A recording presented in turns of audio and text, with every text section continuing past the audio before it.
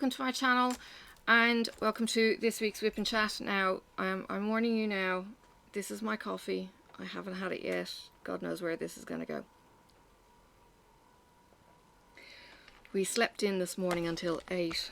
Probably not surprising because I didn't go to bed or turn the phone off until something like 11:30 last night, which is really late for me. Alright, pen. I'm grabbing the one that's handy, which it hasn't got a home in my mug, so it's going to be the Bethlehem olive again. Grab a tray. Excuse me if this bumps the mic, it's right next to the mic thing. Alright, it's confetti. We're doing this bit. Yeah, okay. I'll see if I can make some coherent thoughts for you. Hubby is still in bed, so you can't even, at the moment, he's still in bed. He's not feeling well. He was very attractive looking, like Tutankhamun. He had a tissue stuck up his nose. He's feeling all coldy and congested, probably Sophie's lurgy. And he's super dosing with vitamin C. He's yeah, just lying in bed, and it would make a pretty attractive corpse. Now, yes, so here's hoping it doesn't get any further, and he's with these symptoms though, he should really be getting COVID tested. They encourage us to do that, and that's about as far as I want to take that conversation, because I haven't raised it with him yet either. It's like, ugh. And we know it's not, but we have been kind of jokingly calling it the Rona when he was sneezing 2 days ago. Yeah. God, that would be all kinds of ironic. We do have road trip photos, and oh God, I forgot to set them up again. So let me just grab the browser and open up the photos and get them ready. And then I have some, well, I have lots of stuff, I suppose, to fill you in on. Let me just get to the bottom of the photos. Next weekend, I will be recording, sorry, not next weekend. For next weekend, I will be recording my floss tube, my monthly floss tube. I've done really, really badly on my Dark Queen of the Sea, and I think it's December 1st, like tomorrow, kind of. It's not, but it feels like it's December 1st tomorrow. So, yeah. Anyway, I'll get back to being able to look at me as if I want to do that, but just to make sure it's recording. Hey, Sophie. So, yeah, he asked for his coffee in bed this morning, which he never does. He never drinks coffee in bed. Oh God, she's having a tantrum and flinging the stuff on the floor. Just because she didn't get her pouch the way she wanted it. Which was somebody get up and get it for her. It's funny because when she actually picks the pouch, she will get Flopsy's hand, Paul, and she will get him to point to the pouch that she wants. It's quite hilarious. And if there's a berry choice, the berry is the hot favourite. But the way she does the deliberation is, it's funny as. Okay, you might notice it's not as bright as normal. That would be because the husband is not awake and the home assistant is being a douchebag. And I don't have control over my overhead lights. So hopefully it looks okay. It just doesn't have that fill that I prefer. I can still see things. Although I am questioning whether or not my light pad is fully up to strength. That's a bit better. It's quite a thick canvas, the Evermoment. I have been careful, or tried to be careful, where I placed the stickers on the light pad, that they were the more transparent stickers, because when I put an opaque sticker on, you can't see through anything. It was a cheap and nasty light pad from AliExpress, if anyone's wondering. I think the link might be down the bottom.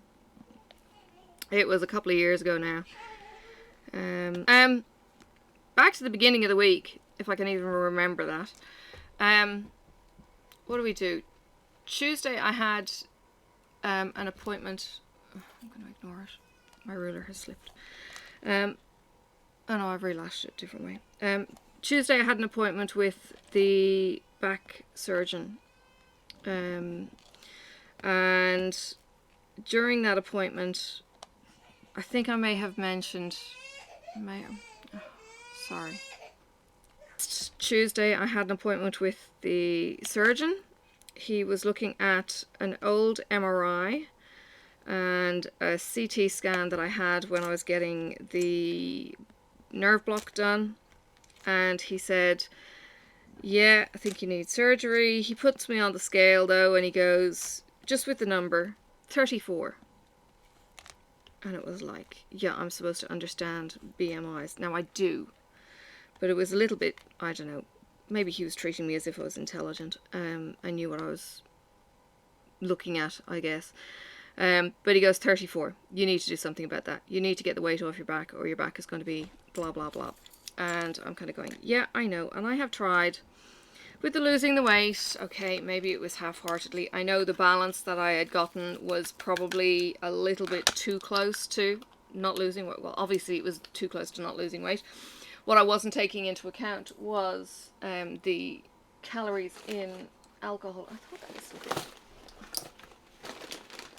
The calories in alcohol were way more than I was giving credit for. And then one of my other doctors had said, oh, the calorie count that they give in food or blah blah is, you know, it's very liberal. And anyway, makes it easy to lose weight, doesn't it? Not knowing what the hell you're eating. But anyway, so he says, yeah, we can do surgery. And I said, and he said, I need you to get an MRI and I want to see you next Tuesday. And I'm kind of going, okay, so this kind of surgery is going to be happening pretty soon. And he goes, yeah. And I said, what's the recovery kind of time post discectomy is what the actual procedure is. And he said, oh, about 4 weeks and you'd be able to go back to work. So, you know, early new year. And I'm thinking, oh shit, he's talking about surgery like imminently. Ah! Yeah, yelp. So my GP had referred me to this clinic, but it's attached to the private hospital. Now, I'm not begging for money here, so please, no.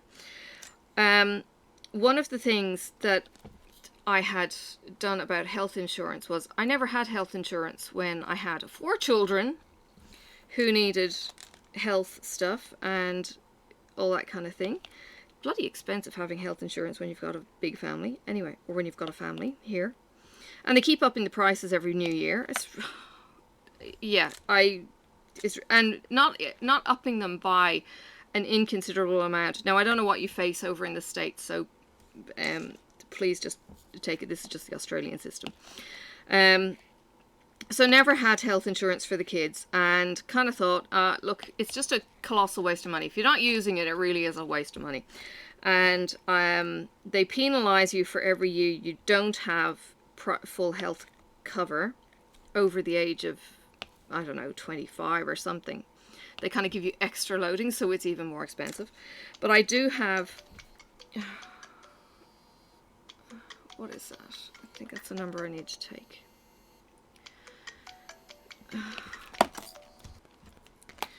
Sorry, that was just the MRI department saying that they'd found some jewellery. That's not mine. So they're continuing to make their calls. I was like, phew. I thought they were saying, the MRI it didn't work. Anyway, I'll talk to you about that in a minute. Or half an hour or whatever. Anyway, so, yeah, haven't had health insurance and kind of thought, yeah, it was a waste of money. I mean, it's not like I didn't have expenses. I had a son who needed grommets every couple of years. We just paid out of pocket in the day clinic for that. He needed braces. We just paid out of pocket. We just didn't have the health insurance. And it was fine. We could afford that. But in the last, I don't know, 6 months, a year, it was okay having Sophie in the public system. we actually got treated really, really well because it was a high-risk geriatric pregnancy. High risk because I was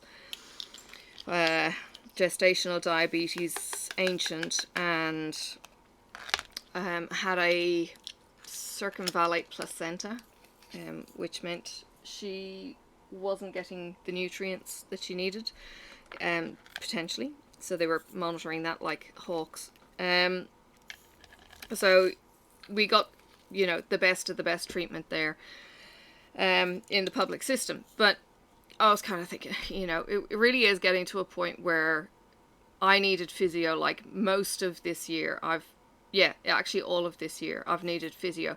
Now again, I was under workers' comp with the first lot of physio, paying for the rest of the physio. Our Medicare threshold has been met because of all the expenses and the drugs that I'm on, and on top of what Marcus has already been on.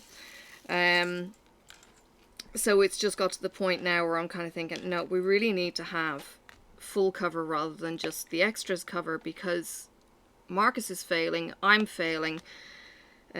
He would like to get a nose job. No.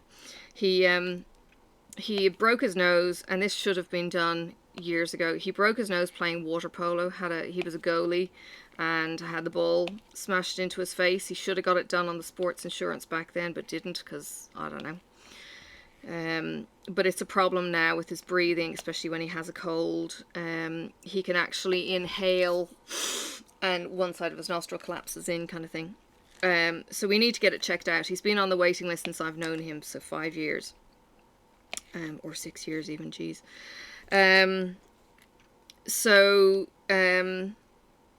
That hasn't been done because we haven't got the private health cover. Other things have probably been just, you know, put off just because, you know, why and all of that kind of jazz. His parents are retired and they have private health cover. But no, so he tells me, the surgeon tells me, you need surgery, you're fat. And I'm going, you're broke, you're fat. Well, no, he didn't tell me I was fat. He said, you're 34 BMI, right? And I hear, you're fat, you're broke, you're fat, you're broke, you're fat. And this echoes through my head for hours. It just put me in such a fug in the head. And it was just like, oh man, I've got to do something about this. So, and then Marcus and I had a big argument because the doctor is saying, get the MRI, and Marcus is going, but that's more money and we can't afford the surgery, so what's the point in having that done, spending money when we can't do the surgery? And I'm kind of going, yeah, but we can't get into the public system as a priority patient without that result.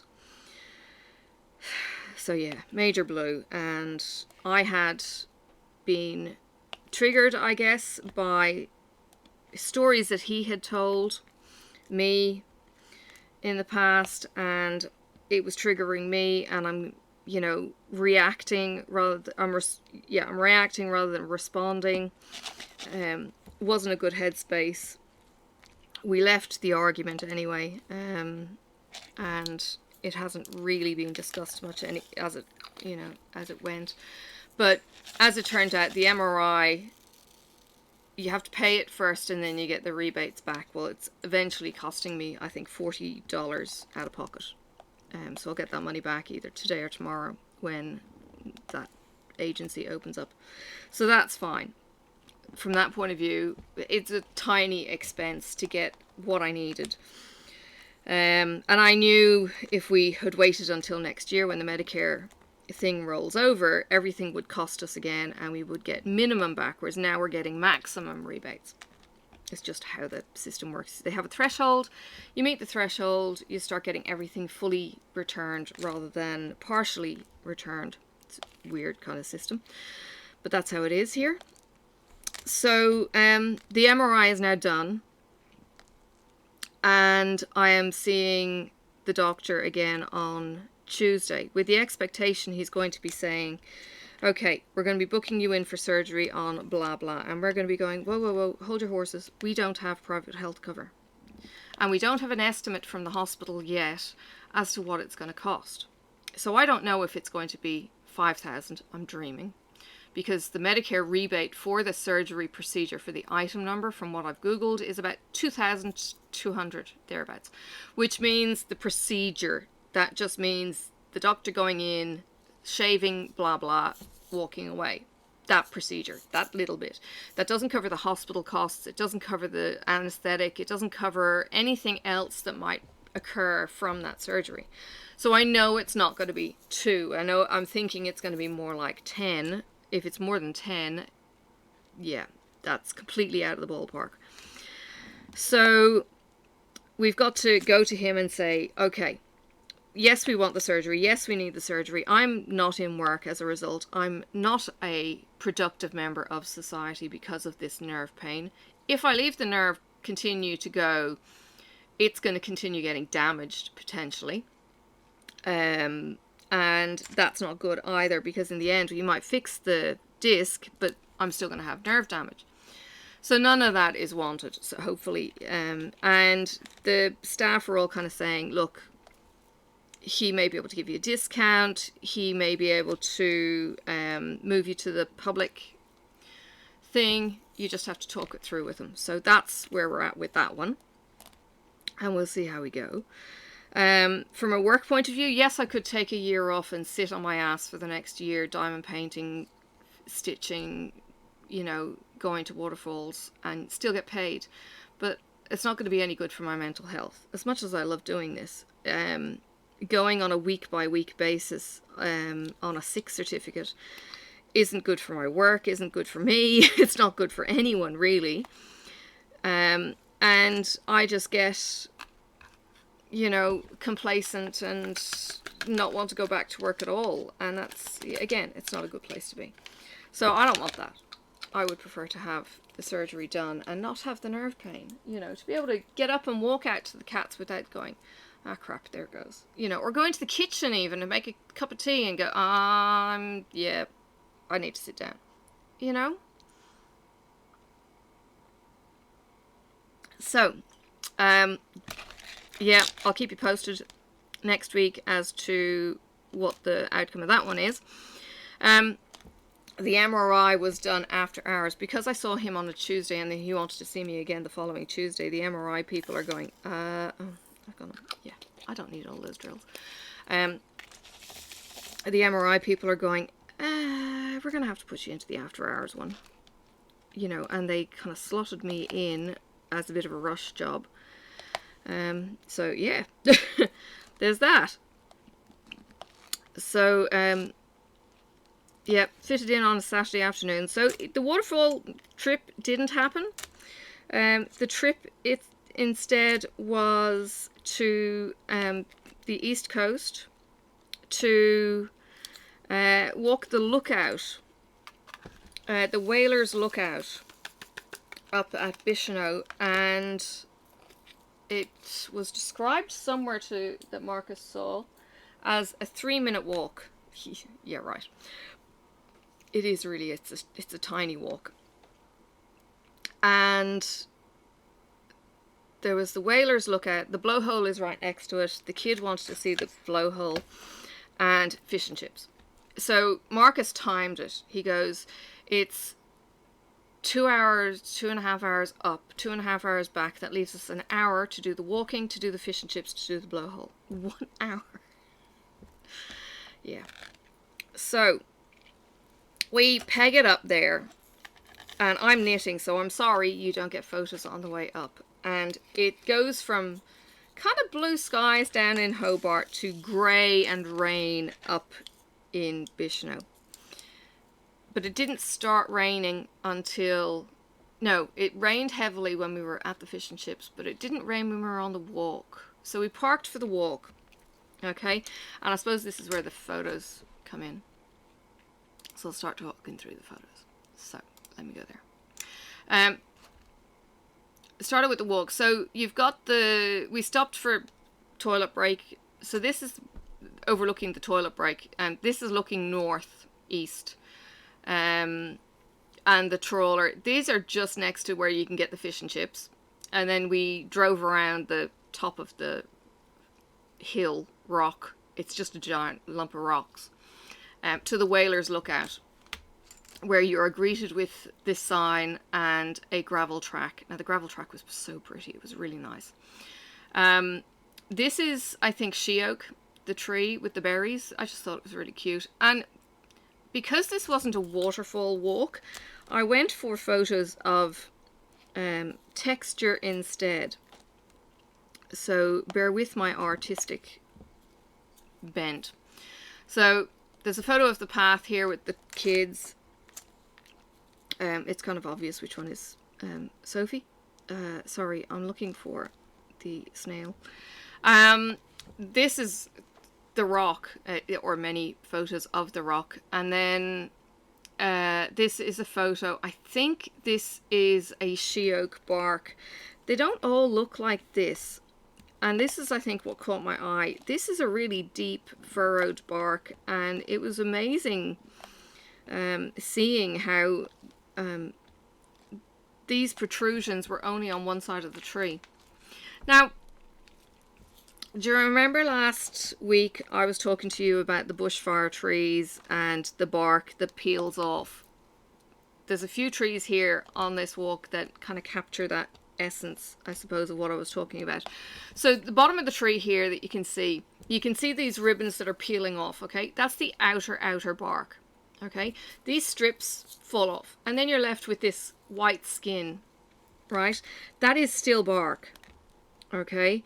And it's the lagging that I was talking about last week of what protects the trees during a bushfire, okay? And it's a good inch thick on a tree like this. So it was funny because when I was in my previous house over on the eastern shore, and we were chopping down what we thought were decent sized trees, well, when they dried out, the tree bark fell off and you were left with these tiny logs, and it was just like, where did the tree go? Because you think you're going to be lobbing in these massive... No. The tree ain't as big as what you think, but the bark it's highly flammable, like highly flammable, so it's brilliant for burning for a fire, contained in your fire pit, but yeah, not so good in the bush where it just goes kaboom. Okay, let me go back and get a star that I missed.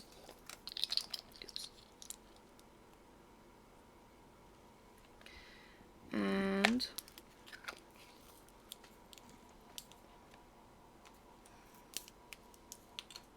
I think that's that one.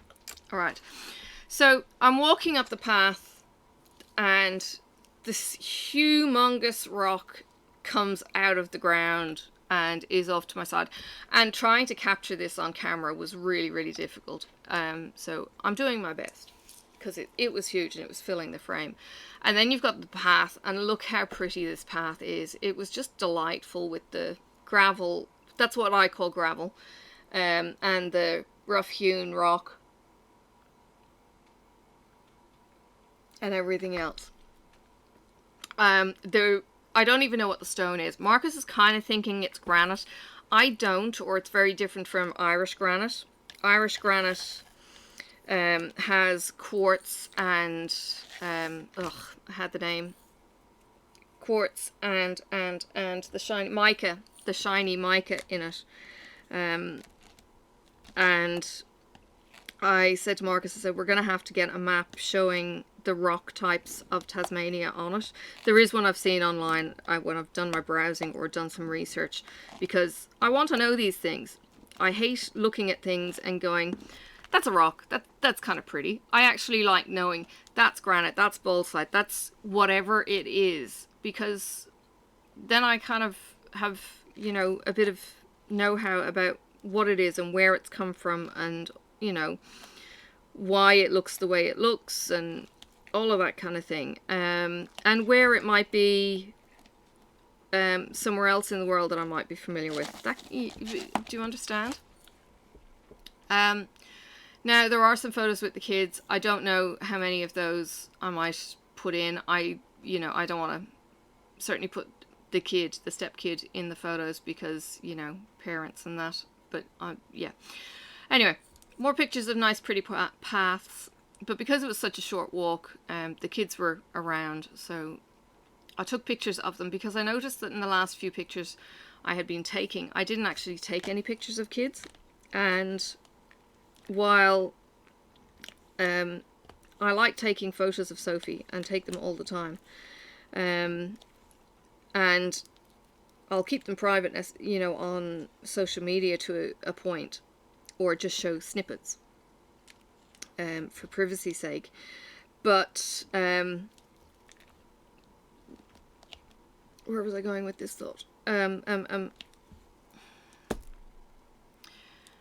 not going to identify the kid necessarily because, you know, she's got the other parent who will either kick up a fuss just because or whatever, or the kid will be bragging going, hey, look at me, on, you know, and make a bigger deal out of it than it needs to be either, and I don't want to do that.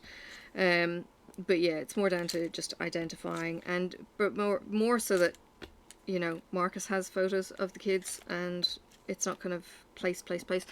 When I get my photo memories through Google and Google goes, hey, this is your, you know, your anniversary, go away, Google, not now.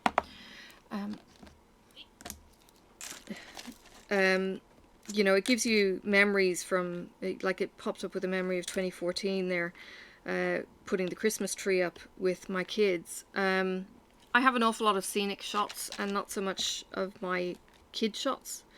I mean, I do have kids shots, but I have an awful lot of thing shots, views and all that kind of thing.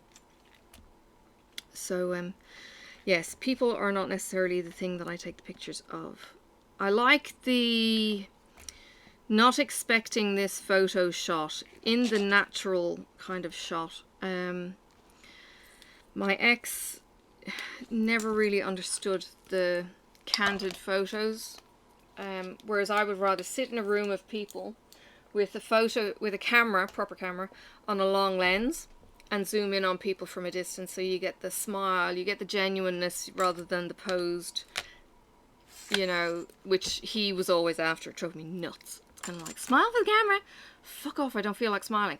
That kind of, you know, just, if I'm happy, just take my photo, because that's natural, and I love that. I absolutely love that.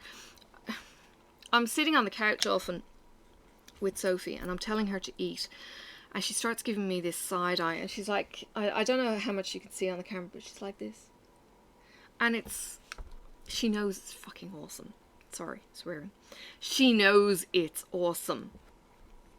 It kills me. I crack up laughing, and I look at Marcus and I'm nudging him going, are you seeing what, because she'll kind of look down and the eyes will come up, and oh, it's hilarious. It's so cute.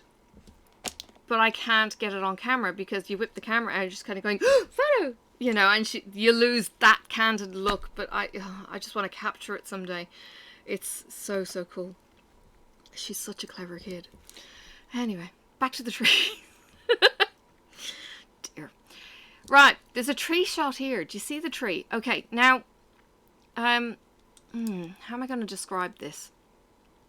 There's bark looking on the bottom of the photo to the left. So I'm going to deal with this like a clock, okay? So if the center of the clock is that black dot, you've got from 8 o'clock to 3 o'clock on the lower right corner is bark, okay? And then it's, you know, going right out to the corner almost. And then you've got the inner section around that black dot. That's the wood. That's going from, say, 10 o'clock, you know, midnight round to 10 o'clock. That's the wood, okay? So when I describe the outer bark peeling off, the outer skin, like an onion, peels off, and then you're left with that thick bark. That's the lagging that protects these trees, the eucalypts. It's a very, very special feature. That's all I can say. I don't know if I'll show you these, but there was pictures of rocks and close-ups of rocks. and some views and some trees, and I'm not quite sure. I was taking them, I think, because I was getting the textures, and then I don't know if it's going to come out on the photo. I did look through the photos yesterday, and I was like, yeah, these are some really pretty photos. Here is some lichen. I've never seen lichen like this. Lichen. Anyway, it's yellow stuff. I don't know. It looks like they've got little feet that stick out, and it's like this little lily pad above the top of the thing. I don't know if that's a flower or a fungus top or what the heck it is. Again, would like to know. I have been tempted, really, really tempted, to message my bushwalking friend and colleague. He goes bush and takes photos. You know, he's a wildlife photographer, or not a wildlife. What would he be? A naturescape photographer, perhaps.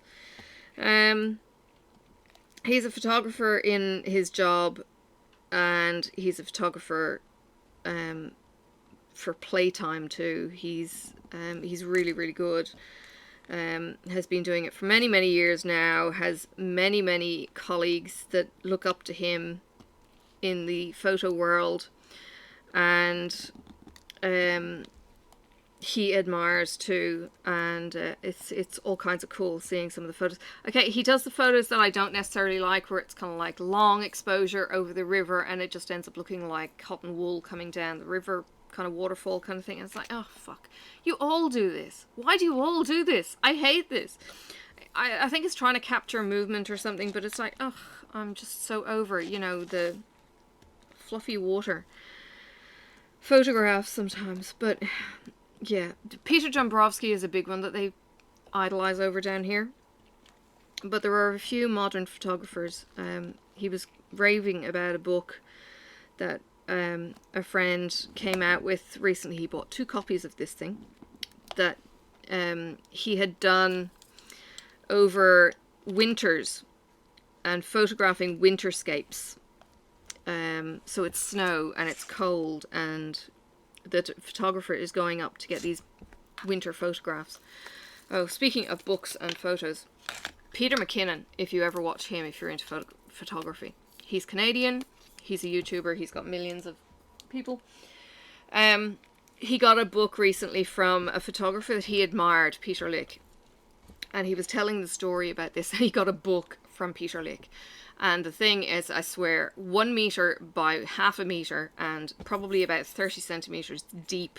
It's huge. He calls it a coffee table book. It's like the size of a coffee table. It's like, wow. But the photographs. I have a book. I don't think it's up here. Maybe it's not. I've got Ireland and I've got... Oh, maybe it is. The Australian photographer. Oh God, his name has gone blank on me now. He did the photography for The Passion of the Christ, Mel Gibson's Passion of the Christ. Oh God, he's a massive... Ken Burns. Ken Burns? Ken Burns. Is it Ken Burns? Might be Ken Burns. Because they talk about the Ken Burns effect with photos. Anyway, he's a landscape photographer in Australia, usually. And he was asked to do the photography for Mel Gibson because Aussies know Aussies know Aussies. And I think Mel knew him. And he was asked to do the photos on set for the movie.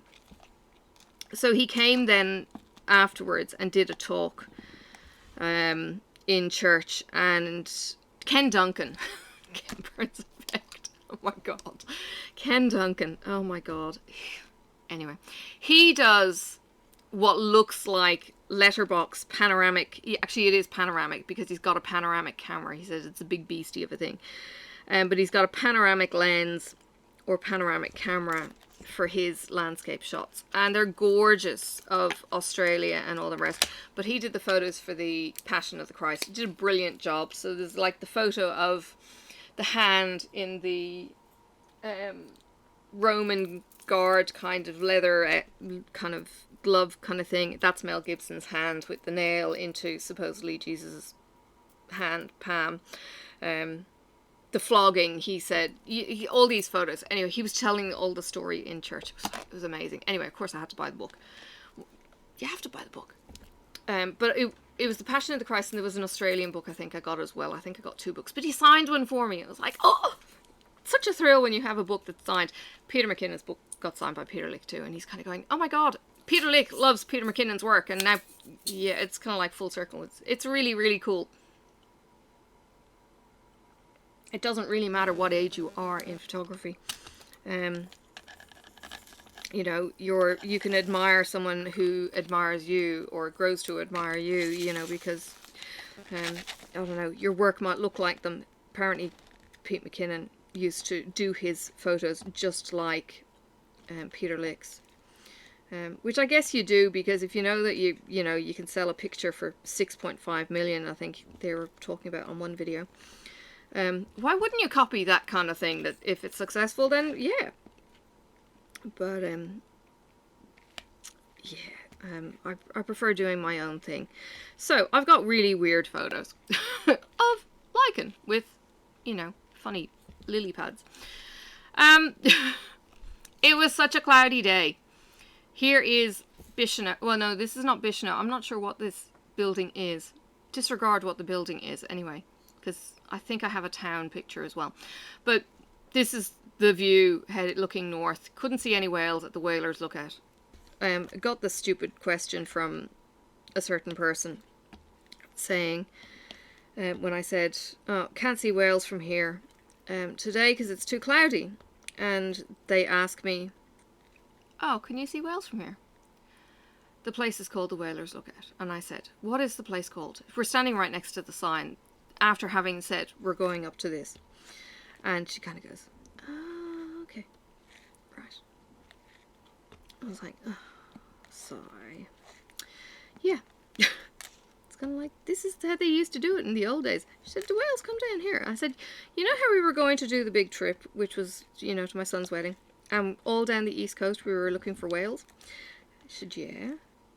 This is the east coast of Tasmania. They keep going down. Yeah. So, no whales yesterday, unfortunately.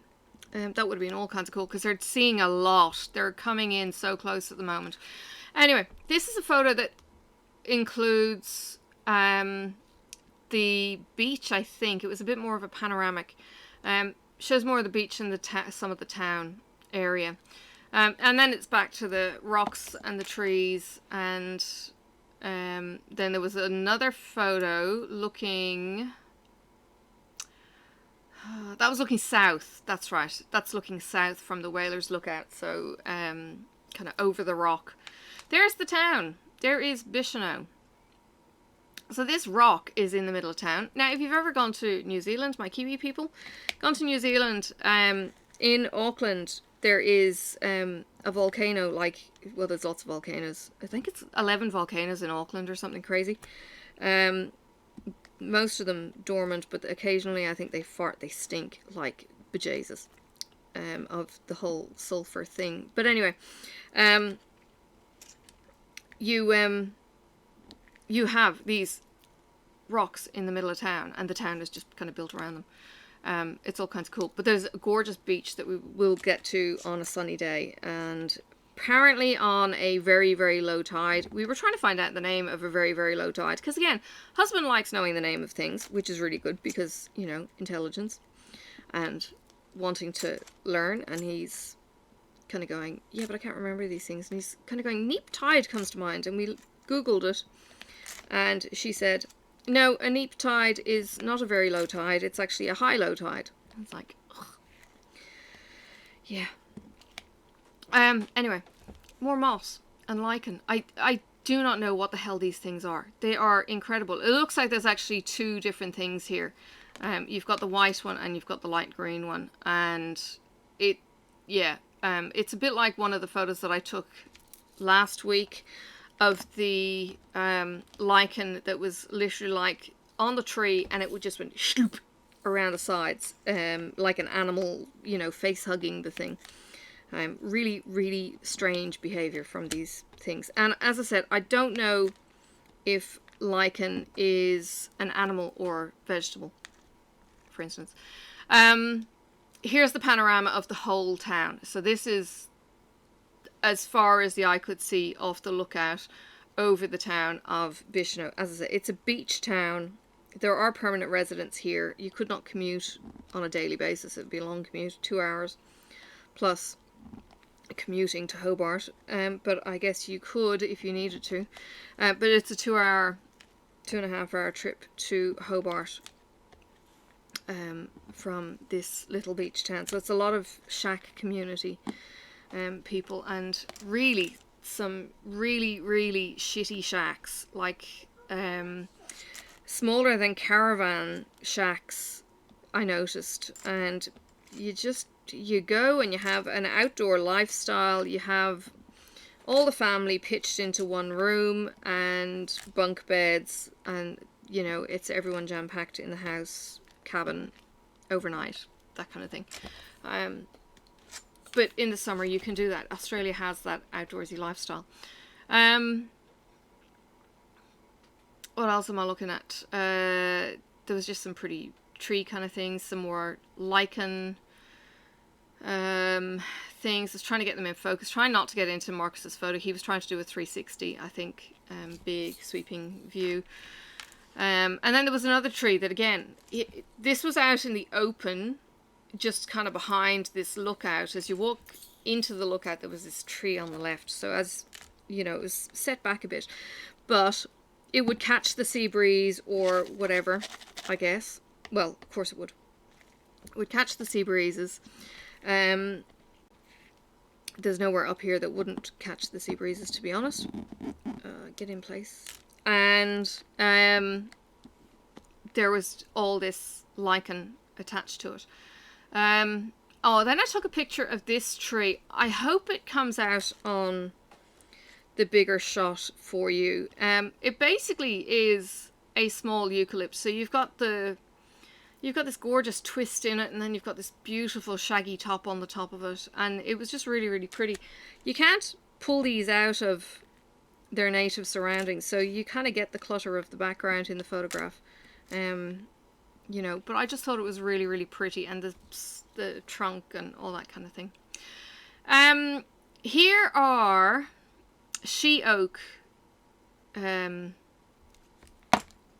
Tory tops, pine cones, I don't know what they're called, but this is she oak fruit, and you can see the little beaks where the seeds pop out. And again, I just thought it was pretty, and hubby was waiting to point these out to me, and these are just some mushrooms that are probably an edible kind of mushroom. These three, looks like somebody kicked one out of the ground or something. And then he also pointed out some fungus on the tree across the path from them, and here is I guess bracket fungus of some kind. It's kind of pillowy, looks a bit kind of marshmallowy. I tried taking the picture of its underneath as well, and discovered that it was, you know, a big squishy pillow. I didn't touch it. Big squishy pillow. And then there was another one on another tree, and it was like, oh, that's really kind of cool. So that was on the trees. And then there's, you know, more giant rock. I mean, these rocks are huge. You're talking giant boulders. Also tried to take a picture of the island. Now, this island is called Governor Island.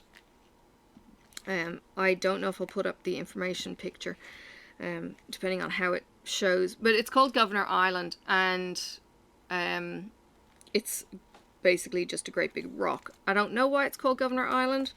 I don't read the signs.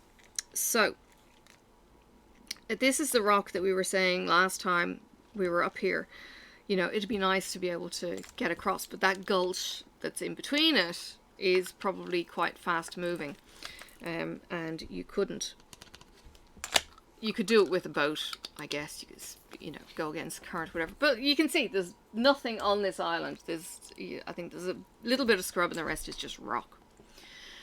So I've got photos interspersed on Google here from Marcus, because my head's in one of them. Right. We met this lovely couple when we were on the walk, who got chatting with us. And this is what's nice about Tasmania. You can get chatting with the locals.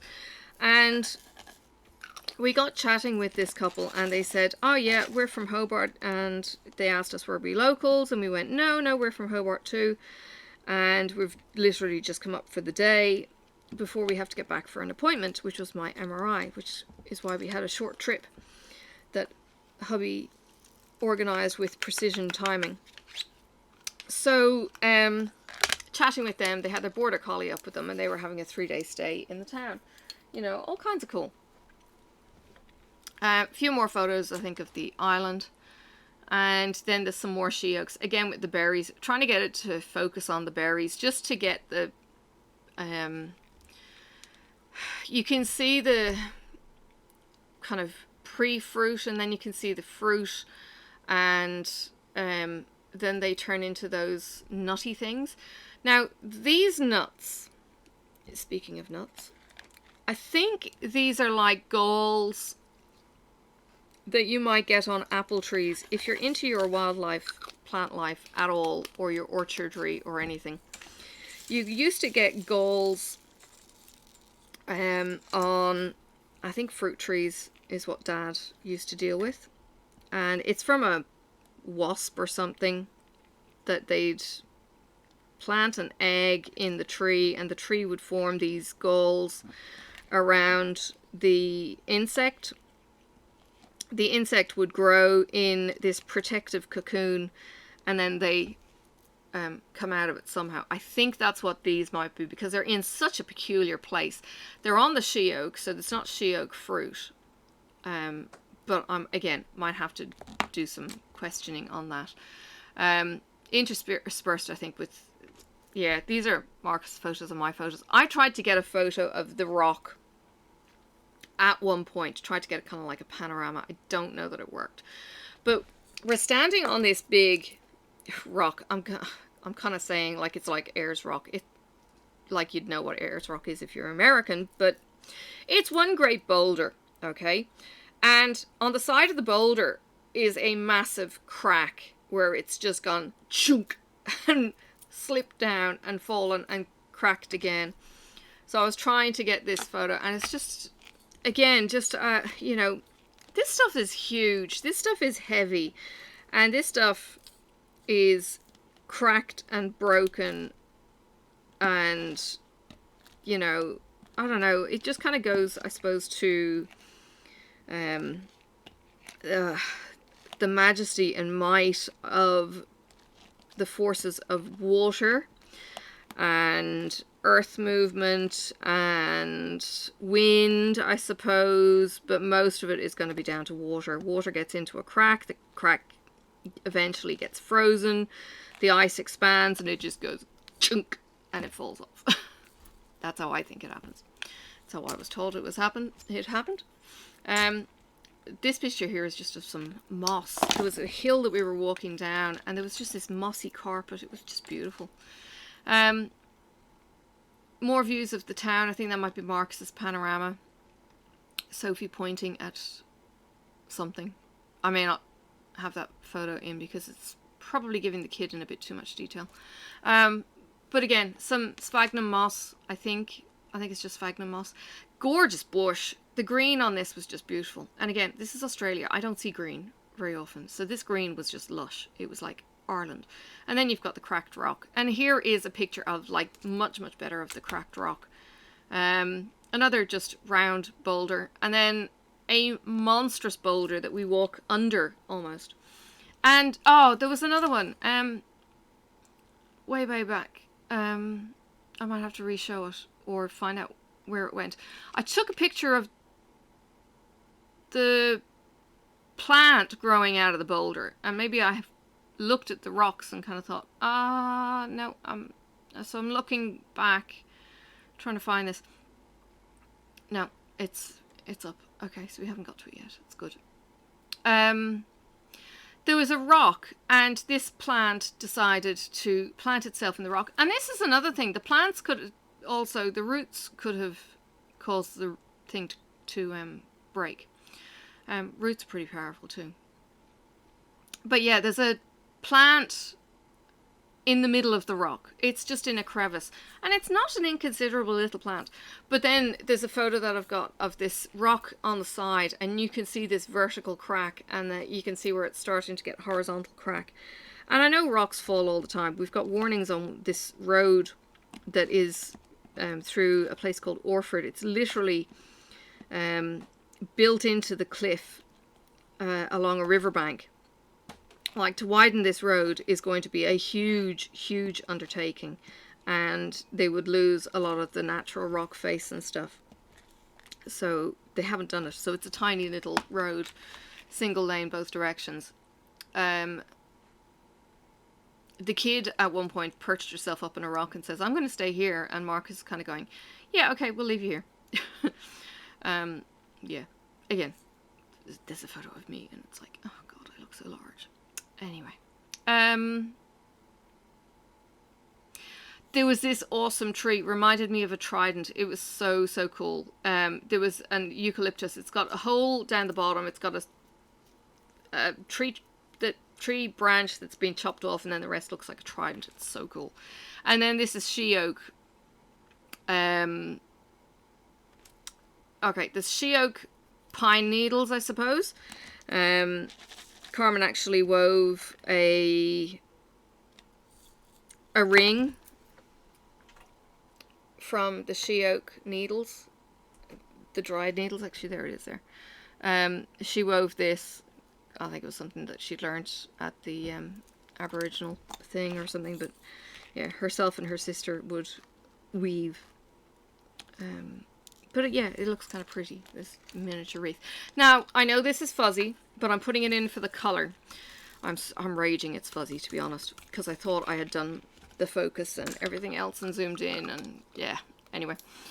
The inside of the she oak was this orange. It was quite incredible seeing this orange, but the gnarly, lumpy outside was peeling off. It was really, really bizarre.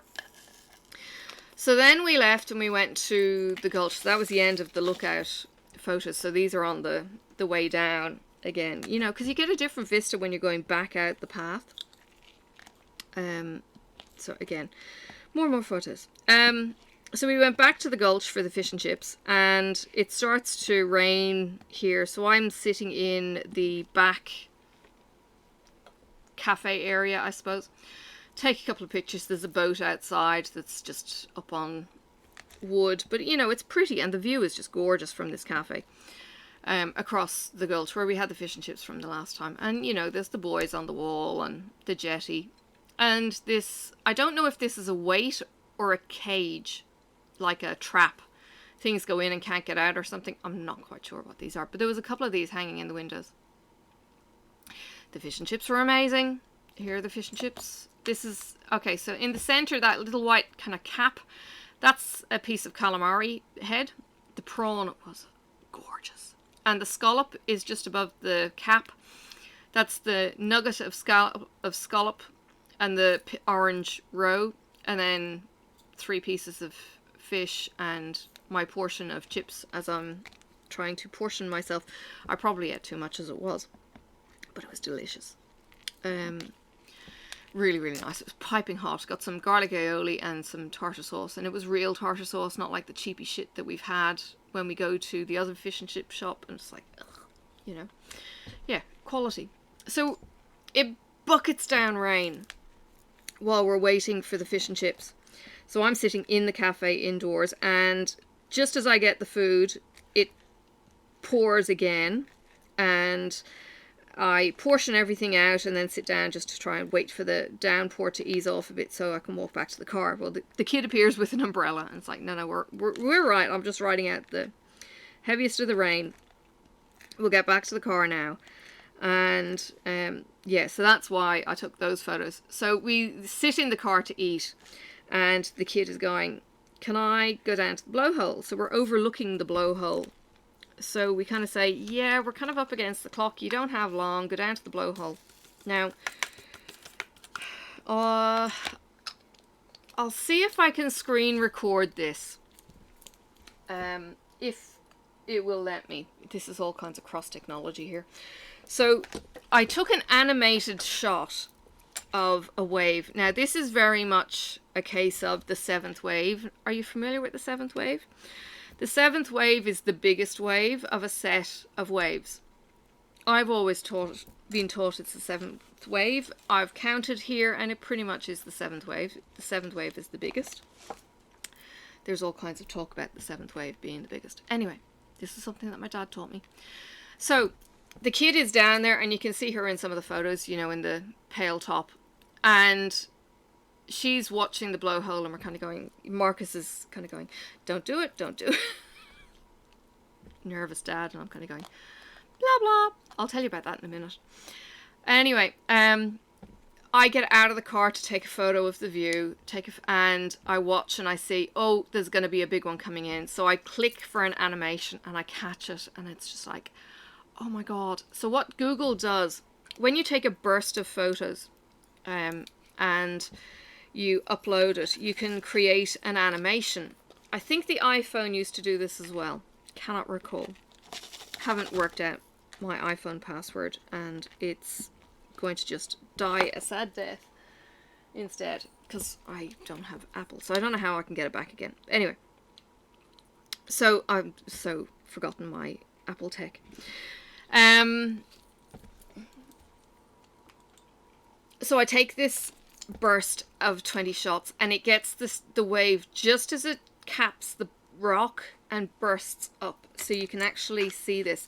Now if I can do a screen recording of this GIF, I will be able to insert the video here of the GIF and you can see the wave bursting out of the blowhole. It is really, really cool. Marcus is sitting in the car next to me. Oh my God, it's another one. Marcus is sitting in the car next to me and he goes, who put the damn rock on the top? That big rock that's sticking out there. Who the hell put that there? Well, I'll tell you what, it must have been the mother of all waves. Or it was the chunk out of the blowhole. I don't know. It's been a while since I actually got close to it. We were just busy eating. The kid finished her fish and said, can I go to the blowhole and then I can finish the chips when we're driving? So she's down there for the time that we finish eating. And then makes herself sick or feel sick because she's eating the chips while driving and then all the lollies, and she finishes off her dad's chips. So we've nicknamed her the Gannet. Anyway, she was fine when she eventually settled down and got some pizza into her later because we make good pizza. And then there's another view from the blowhole, and that was, you know, getting to the end of the trip. Now on the way up I remarked, oh my goodness, the sheep here eat gorse. And there were these little crowns in the field, and we had to stop on the way back. So Marcus, God bless his socks, seriously. Have you ever got a husband that actually enables you? Like, I know we enable each other to buy DAC, stitching, whatever, okay, and fabrics, oh my God. Anyway, we enable each other. Well, my husband enables me. He was the cause for me being on Facebook. Sorry, not Facebook. He'd love me off Facebook. I'd love to be off Facebook. Anyway, he is the reason I am on YouTube. He said, no, I think you've got a story to tell, so you should be on YouTube. I have to do them again.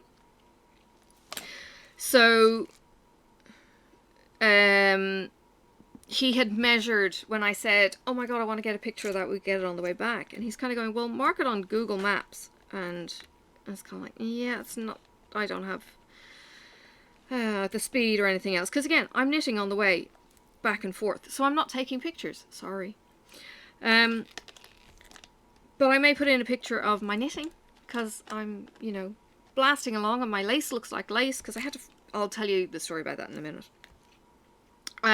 And anyway, we see these sheep crowns and I was like, I think they're around here, and he's kind of going, yeah, this is 10k from the spot, they're around here. And I said, yeah, whoa, that's them. So we swing around, he parks, and I go and snap my pictures of these weird ass crowns because the sheep have got as far as they can in the gorse. Now the cows in Ireland know how to eat gorse, and when I was going around the state here, I had been remarking over the years that the cows here do not know how to eat gorse. And I said the sheep must be so hungry here that they have learnt that the tender gorse leaves are worth eating. Because you see that pale green brown on the ground?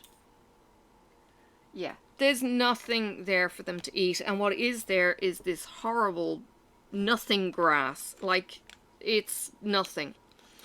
It's thin, it's just, ugh. There is nothing in it. And the sheep, when they've been shorn, look like skeletons. They look like anorexic skeletons, the poor things. The sheep over in Ireland, fat and happy. The sheep, the wool sheep here, no. Very, very skinny, very, very, very slim pickings in the food, in the grass. So there's the gorse. Now, one farmer doesn't have a clue what the heck. I don't know. Maybe he's an absent farmer or something. But his whole fields were just full of gorse. And I'm kind of going, oh my God. In good weather, the Irish in good weather, you could burn the gorse off, get your land back, and, you know, you've got land again. Gorse is a prolific weed. And I never had this. Never ever saw this until the 90s in Ireland. I don't think. There were never any scrub fires in Ireland. And now it's like every bloody summer we're getting gorse fires. It's like, what the hell is happening? Just did not hear of it, didn't see it, didn't see smoke or anything else. In the 90s, you could see the fire up in the hills, up in the mountains in Ireland. And it's so, so sad. Gorse is highly flammable. It's really got nothing in it of any substance to keep it wet and juicy. Except the brand new leaves. But when it dries, it's tinder. It's brilliant for setting a fire when you're a scout. Absolutely the best starter fuel there is. And it burns hot and fast. So the gorse fires in Ireland, yeah, they just lit through the mountains. As Rachel, I think, has videos on her channel, I think maybe last summer. In Ireland, she was showing the fires and how scared she was for the fires in the area. So, yeah. So anyway, there's these crowns, and the sheep obviously know that, you know, there's some good eating in gorse if you can get around the thorns, because they're very, very, very thorny. And there's a saying in Ireland that kissing is in season when gorse is in flower. It's a bright yellow flower, and gorse flowers throughout the year in different spots. So it might be flowering, you know, in one location but not in another. It's really, really weird how it does that too. Really good from a wildlife point of view, from a bee point of view, pollination and food and all of that kind of thing. Really, really good from that, but you've got to control it. Same with the blackberry. You've got to control it to be able to manage your land. And yeah, I don't know. They're a bit funny on bushfires here, and you get city slickers who don't know, and they're asked from their elbow and they're complaining about air quality, pollution, blah, blah, blah, but they really don't know the land and know when it should be burnt. And this is why a lot of the, they call them traditional landowners, the Aboriginals, how they would burn, and they're trying to get back to some of that, and they actually are trying to burn. Daddy's awake. They're trying to burn in spring, autumn, when the fuel load is there, but it's not so hot that it takes off and can't be controlled. So shouldn't have to get back to blackfella management. You know, it's like, I don't know, maybe it's just Englishers, flipping idiots. I just think it's common sense to burn in the spring, burn in the autumn. But you burn in the spring, you get rid of the seed load, which means that you don't get the propagation. And then you've got the native plants that do need fire to propagate. And it's just like, I don't know. People are stupid sometimes. They really don't think. They don't watch the land and see what it does. They just kind of go, I'm going to put this here. And think, yeah, not a problem. And they've no regard for it or anything. I just think it's a bit sad.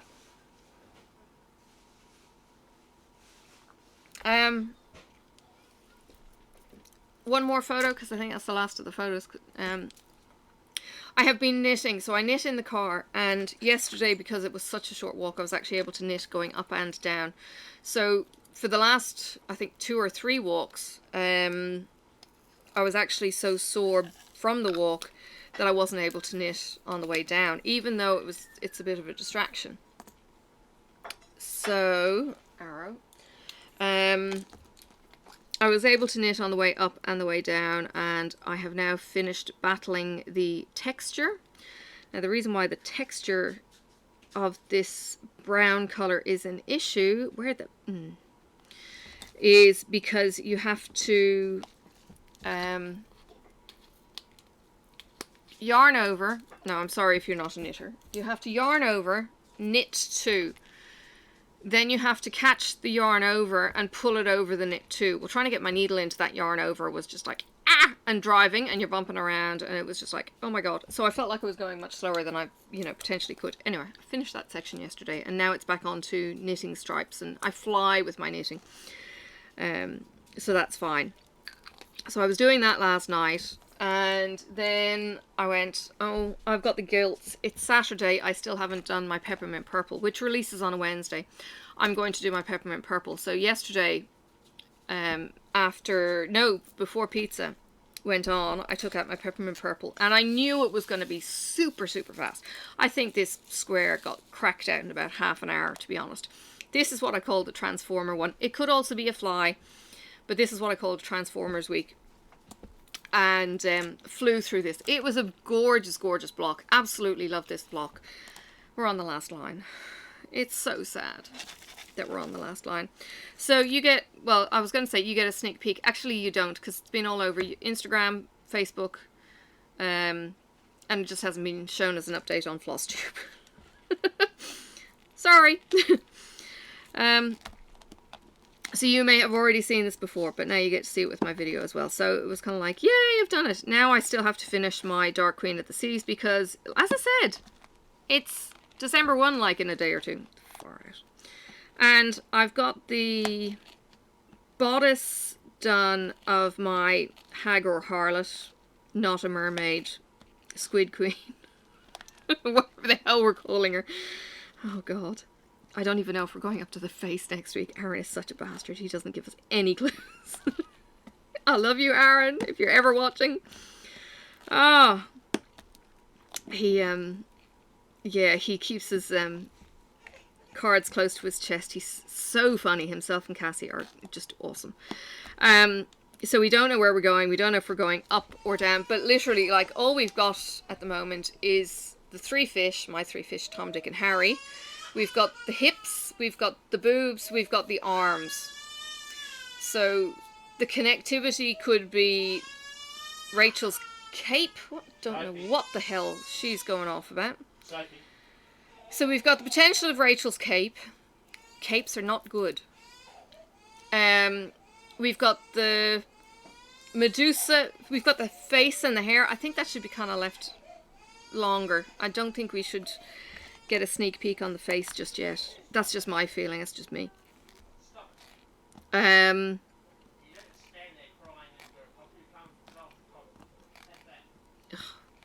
gosh, she was crying as if...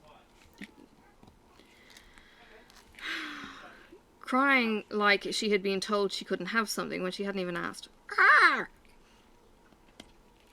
Goodness me. Just trying to save your video, my love. Yes, thank you. Marcus is now awake. I was saying that you were in bed dying with the Rona.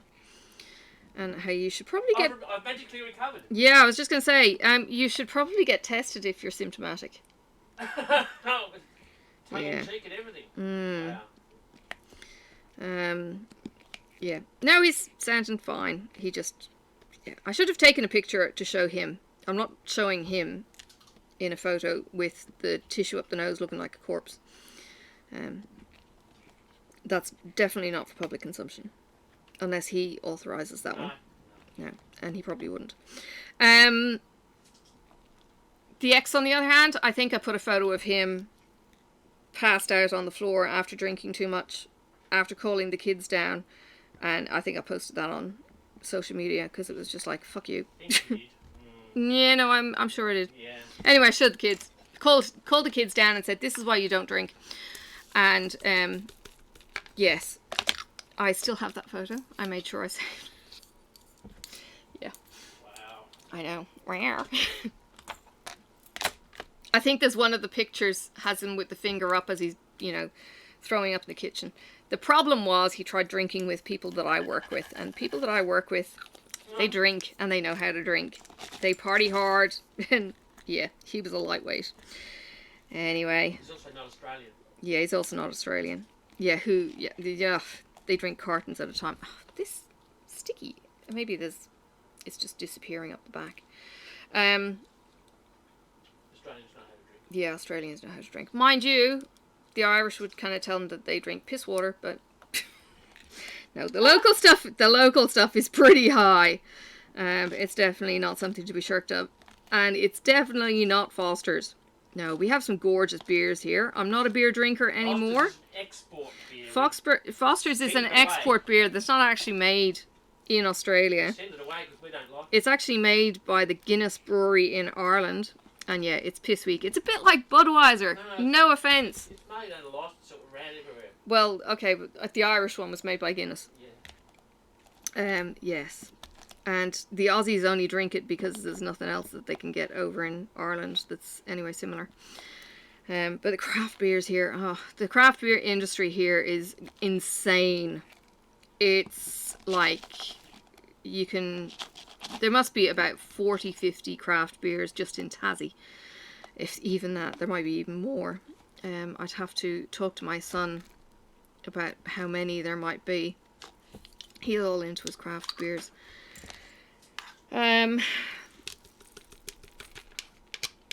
Yeah, so there's that. So yeah, I have to do my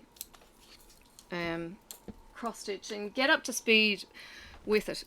I actually made progress on both my knitting and my stitching when I said, okay, I'm sick of the computer, I'm getting off the computer. Because I get distracted here at the desk and I don't stitch or knit at the desk, and then I get sucked into the Facebook world and it's just like flick, flick, flick as you do. Oh my goodness. Oh, there's an N. There's going to be way more of these than I think.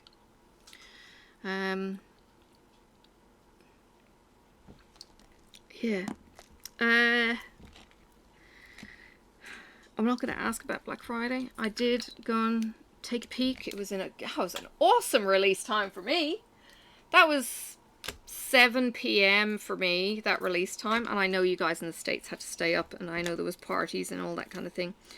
That was kind of cool that there were so many stay awake parties happening with people.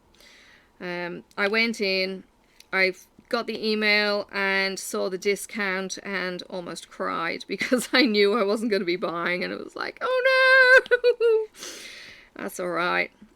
There are some gorgeous paintings though that are new to the club, and oh my goodness, there's like a granddaddy dragon with his books, and it's like, and the fireflies, what was that? Not festive firefly, that's one I have. Something fireflies, where Dagmar, I think, with the 4 bells, she's releasing the fireflies, and the painting is massive. It's like over 100 long and 40 odd wide, and it was just like, oh my goodness, it was so cool. So she releases the fireflies and they form a dragon shape. Yeah, so that's another one that's on the wish list. And Crazy Cat Lady, I saw that being made by Hannah, and I don't know if I was given the page to print or the link to the page to print, because I haven't been colouring much, but yeah, saw that and thought, oh my goodness, I'm so dead. So there's Crazy Cat Lady as well that I adored, and I sent a picture to there was the puzzle. I was so confused. There was a puzzle mentioned by Diamond Art Club, and I'm going, puzzle, what puzzle? and apparently they had pulled a puzzle because it was causing confusion or something. Some girl won $100 coupon. Ellie, her name might be Ellie or Ali. I think it was Ellie or Erin. Won $100 voucher for solving the puzzle, and the puzzle was basically the 25 new releases on the Friday release. And so we were getting these sneak peeks on the hourly rollover, and this 25 collage came out, and so you got even a sneak peek of the sneak peeks, and it was like, oh my goodness. Saw the Mandy Manzano one with the girl in the big hand in her, you know, her kind of God series, and sent that to a friend and said, oh my god, this is her. And she saw it, and I said, don't cry. But she saw it and she went, oh my god, it so is. So there was that. And then on Saturday at 3 in the morning, apparently, I wasn't awake, they released another 20 odd paintings, and it was just like, oh my god. And there was another god painting with Mandy's picture of holding the couple in God's hands, which was really cool. So yeah, they were like, oh my goodness. I know who I'd get those for.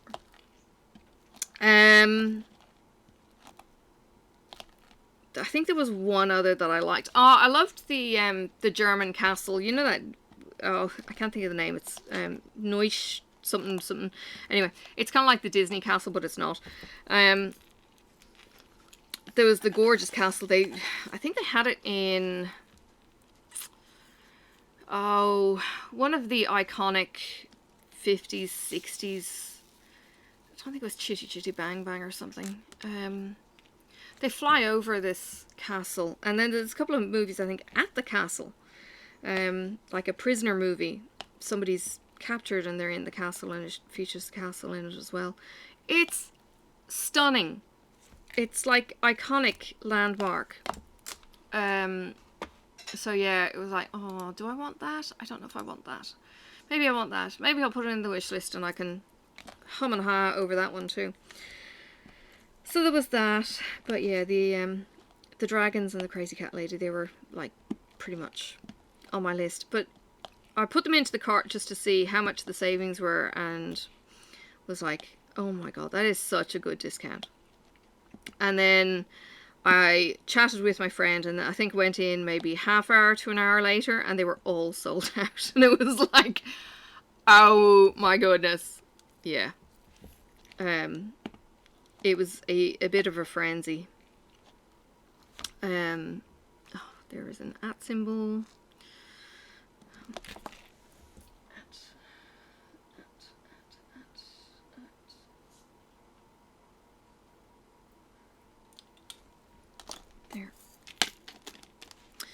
There. Yeah, so I don't know how many they had in stock, but it was fast and furious.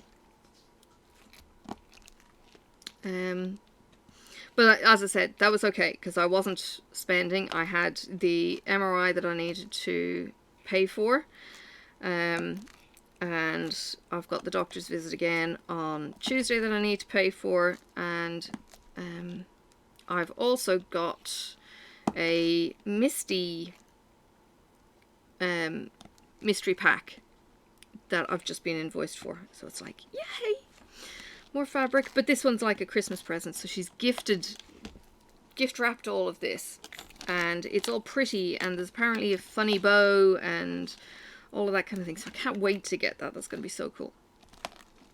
And I got in at the last minute. I think I said, dang it, didn't get it, and I didn't get the mystery pack or something, and she messaged me and she said, I've got one left, and it was like, oh, yes please. Yeah, so it was like, oh, that's awesome. So yeah, nice surprise to be able to get that. And I love Misty's fabrics and the Bee Stitch Me fabrics, and it's just like, oh, I've got so many. Yeah, as I was saying, I think on my last haul video, which I'm going to be showing on the floss tube, like all the stuff again in very brief kind of detail by comparison. But as I said on that one, I'm going to have to separate the B stitch from Misty and then get them organized for colors so I know what I've got. Where was the @ symbol? There. I think that's it. Oh, there's an hourglass.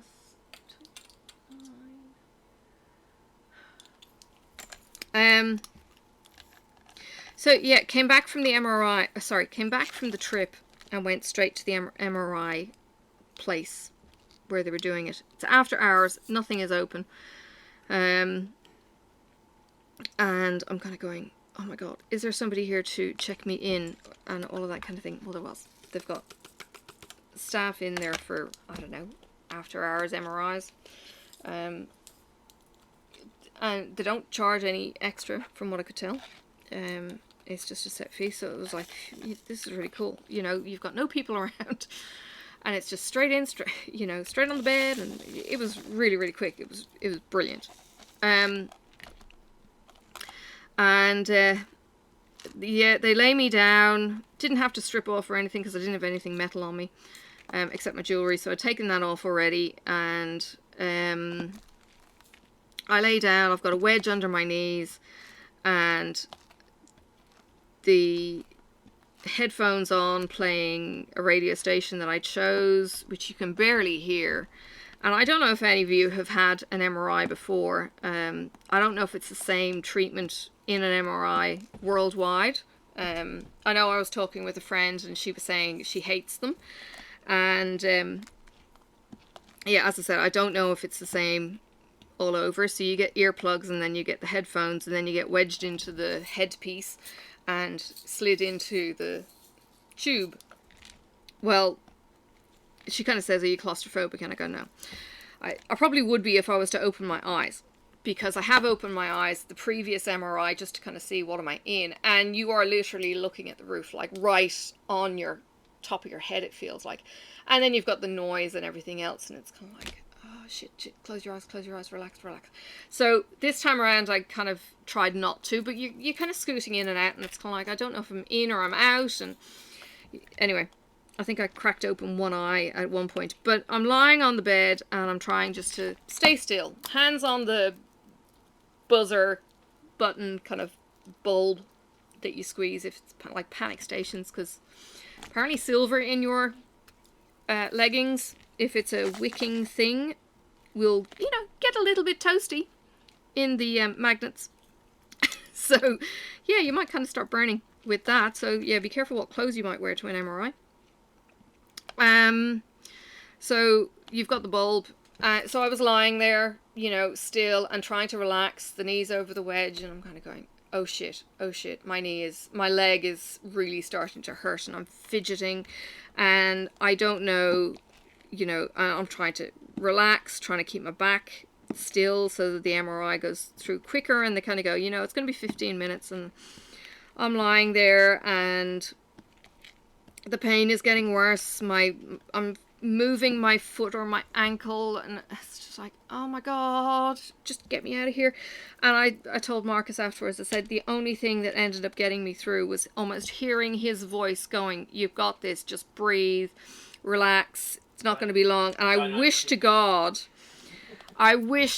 he was on the microphone on the nurse's side, just giving me a countdown, like 10, 9, and then you can move again, and you know, that kind of thing. You know when, if you've ever had an x-ray and you have to hold your breath, and then they say, and breathe away, and you could relax your breath and that kind of thing. I wasn't getting any of those clues that it wasn't zapping me, other than the noise of the machine doing its various clunking, you know, and singing. And it was funny, I was sitting in the waiting room and I could hear these starlings chirping away in the side of the building. I'm going to think, do they ever turn the MRI off? But yeah, it was like starlings from outside. If you've ever heard them, just chattering and chirping and singing away in the background.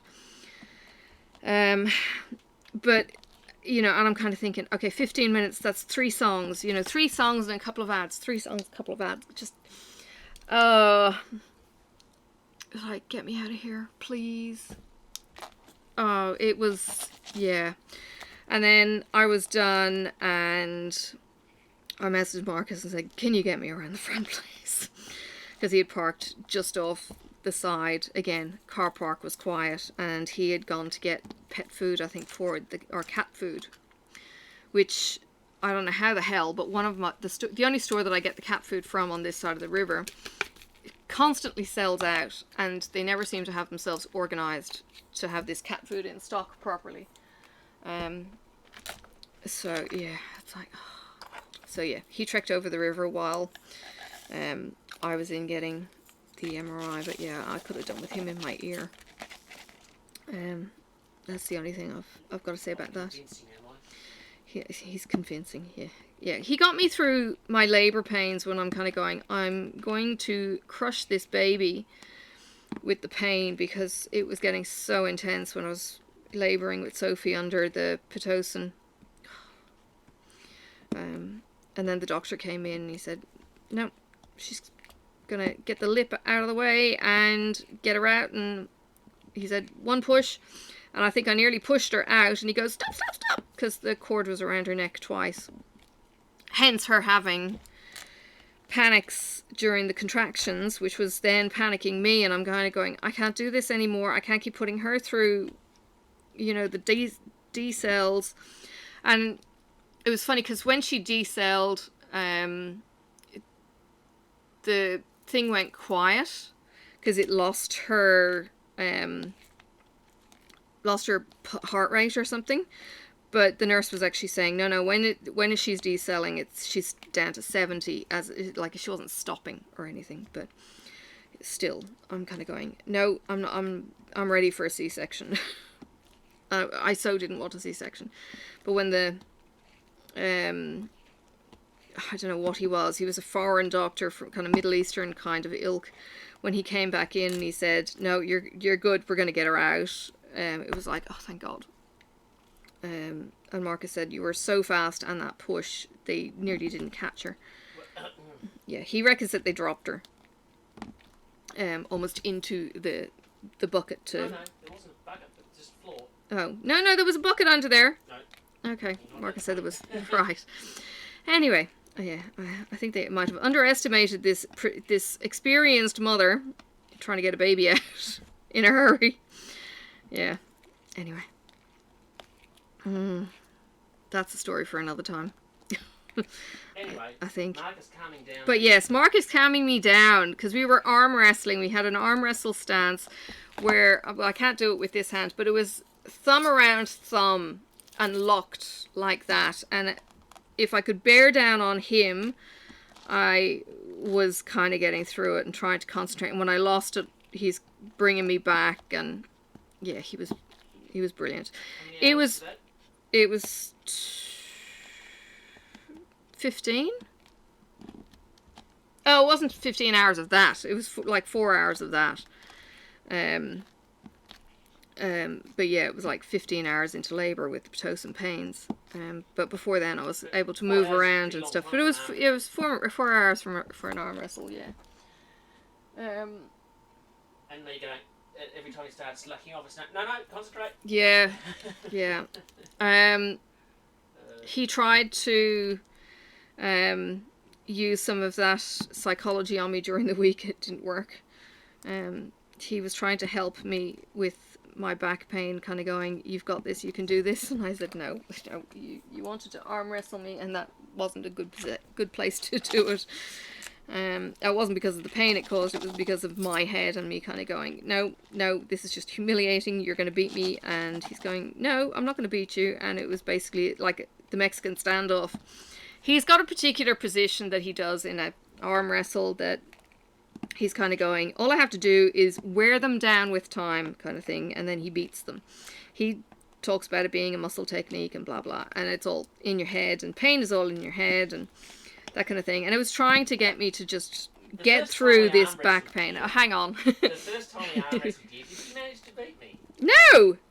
You got a bit confused though, didn't you? Yes, I did get very confused, because it wasn't a proper arm wrestle. It was like, it was a trap. That's the word I'm looking for. It was a trap. He locked off and he wouldn't move. So he had his arm like this, and you know, it was locked. It was in a position and I could not move it. Could not get it any further.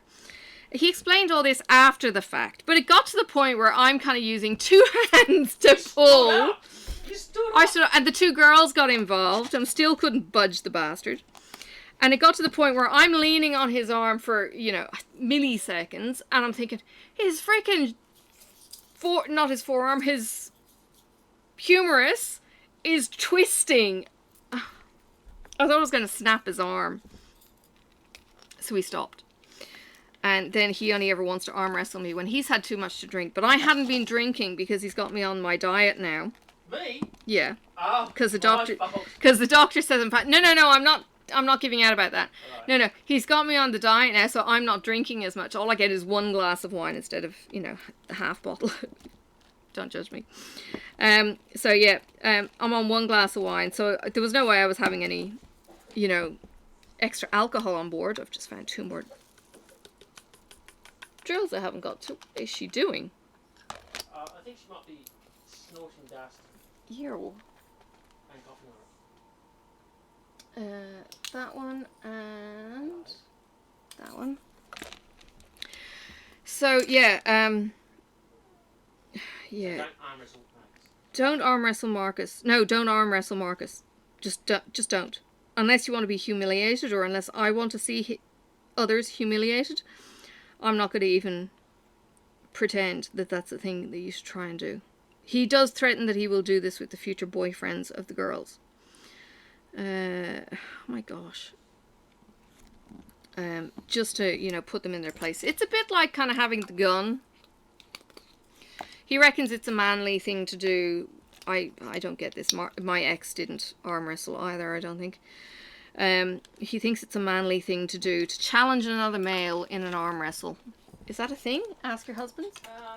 Well... He thinks it's a thing. Apparently they used to do it in the pubs here all the damn time. Well, it's an easy way to diffuse an issue. An easy way to diffuse the issue without it becoming a punching match. And, you know, the winner gets to claim that they're the... winner. Dominant. Yeah. Yeah, it was all testosterone competition. Without the threat of somebody being damaged, I suppose. And so lots of witnesses. And witnesses. And he usually got a drink out of it, I think.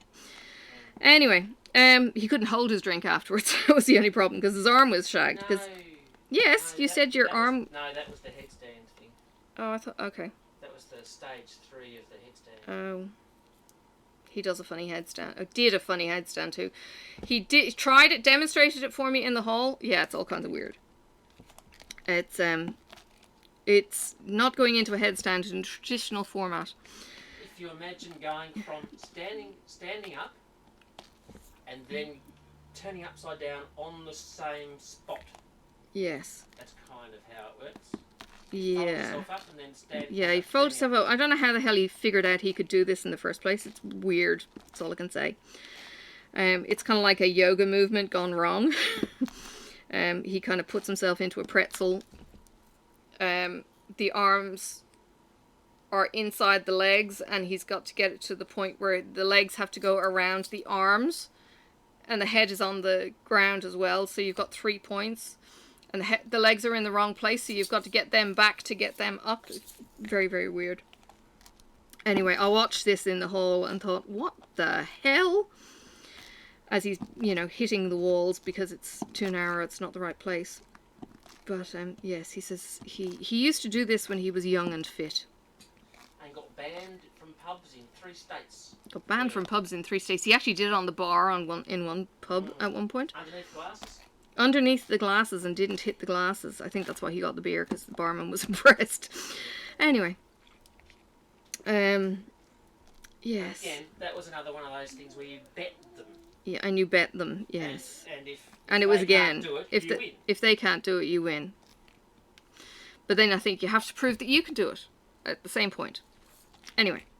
Yeah, so the MRI was freaky as hell. Look, I've had an MRI before, but no, actually the MRI wasn't freaky. It was sore because it was affecting my nerve, and I'm kind of thinking, can I pull my knees up? Please, can I pull my knees up? I need to pull my knees up. And yeah, so I got off the bed. No, I actually curled up when the MRI was over, and just curled up for a second. And of course they take your glasses off you, because metal glasses. You know, I hate being blind. But they're pretty good at giving them back, you know, pretty quickly. And then it was just kind of grab my gear out of the locker and pay the bill, and I was good to go. So it was really, really quick from that point of view. I think it was in there 3/4 of an hour in the end. Got some knitting done. Mrs. Coffee was live, and I think I jumped in to listen for a couple of minutes, and then I think I turned it off because, you know, I think people or something, or anyway, I turned it off after a few minutes, and got home and she was just wrapping it up, and I was like, dang. So yeah, I'm halfway through watching the replay. Oh lordy, that poor woman and those kids.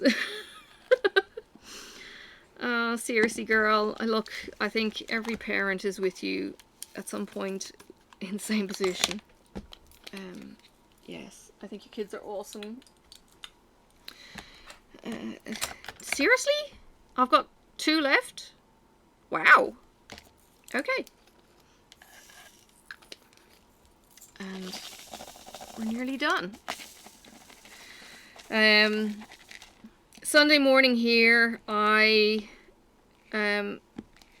caught a Patreon live with Rachel. That was so nice. It's and like I said, I slept in this morning. Let me have some coffee before it's stone cold.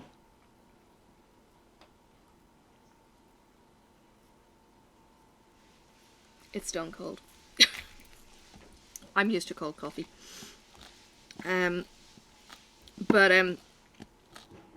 Yeah, the live was so nice to wake up to, and yeah, slept in. So I think she'd been on maybe an hour when I jumped in and said morning, and got to listen in, had the headphone in so I wasn't disrupting Marcus's sleep, because he was sleeping. Like, it was amazing that he was still sleeping. That's just so unusual. He's normally up crack of dawn, and up and out usually, to be honest. And yeah, watched her and then got up and fed the pets. Sophie spotted me and went, me too. So she throws her runners on top of her grow suit, which has got feet on it, and puts her shoe on the wrong foot and has to fix that. And yeah, she comes out and she feeds Mocha, gives him his food. She's just out there all the time. I need to brush her hair. It's a mess at the moment. Saw a new brush. Facebook ads, I know. Saw a new brush. I think it's called Tang or something. It's a curved paddle brush, almost. But apparently it gets the tangles out. And I saw, was it Christy? Was it you that broke your hairbrush? And I think you used this particular brush for the tangles. I've got a bristle brush. I'll get stuck onto Sophie's hair. It actually does it pretty good on the tangles. It's when she gets food in the side bits of the hair. I constantly tuck her hair behind her ears, but breakfast doesn't always get the hair tucked behind her ears. I need to make a soft headband for her. I think we might get away with a soft headband when she's eating.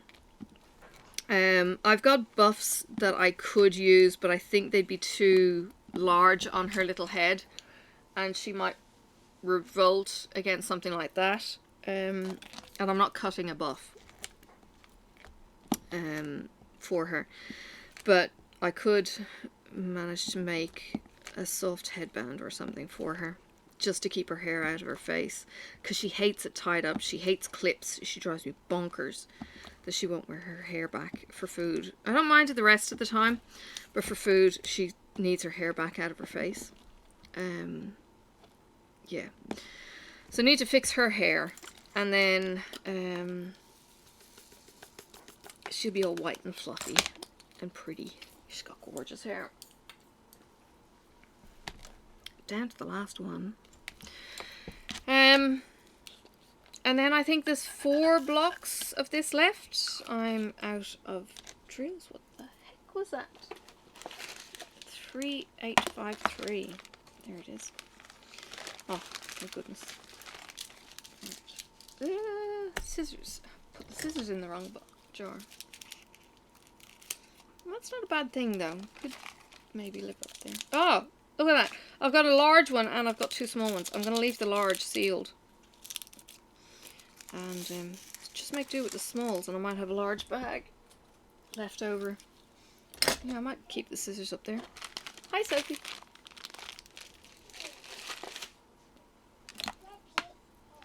What? What? Okay, it's gone. Okay.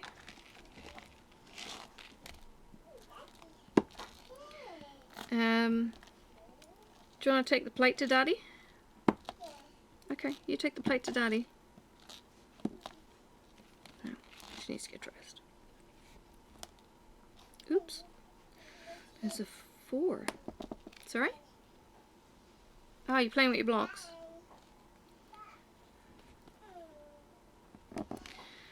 I have been part of a step parent Facebook group because I am struggling as a step parent to not snap the head off the kid when I get what I call stupid responses. And then the routine gets ignored, and so this Facebook group is called Nacho Parenting, and it's a parenting style that is basically the macho man kind of slogan. Now I have to listen to some of the podcasts, I think, before I profess this too much, but basically it's like, if this kid is not your own, then don't treat it as your own, and switch off. So it's kind of like nacho mum kind of, you know, sing this ditty to throttle back your stress response. And Marcus keeps telling me, throttle back your stress response. I'm kind of going, okay, but she hasn't. See, he listens.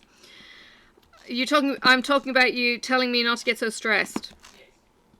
So I'm kind of going this, she hasn't done this job, nacho, you know, and back off, rather than go and do this, go and do that. And because it gets to the point where it's all I feel like I'm saying, and I am frustrated as all hell by doing that, and I hate it, and I hate me, and you know, so it just makes me feel like I'm the world's worst. Yeah. So trying this style, I don't know if I'm winning. Oh, Marcus has suggested that I write down the things that she's not doing, and then at the end of whatever, present as a this hasn't been done kind of thing, rather than a this hasn't been done and this hasn't been done all the time, and just do it as a one presentation kind of thing. So I'm trying it. Yeah, not easy. Not easy switching off completely, if at all. So yeah, he's in getting dinner ready now, which I think must mean that he's feeling a bit better, which is good.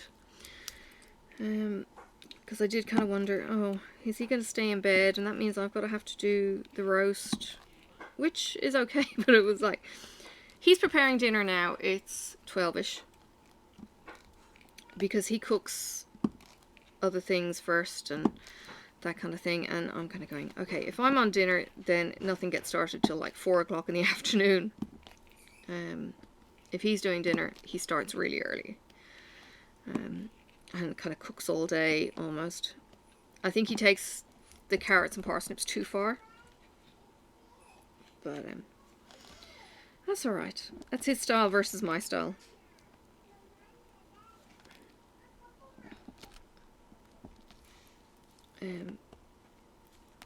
Yeah. So yeah, next week I've got the surgeon talk.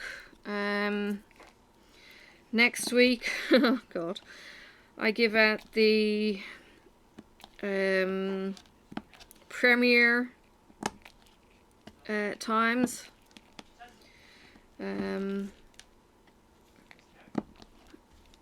Yeah, a little bit nerve-wracking. I've got all the slots filled. Oh my god, I've got all the slots filled. Creators, you are amazing. I'm still giving it a little bit of time, so I'm giving it a couple of days to see if there are any last minutes to come in.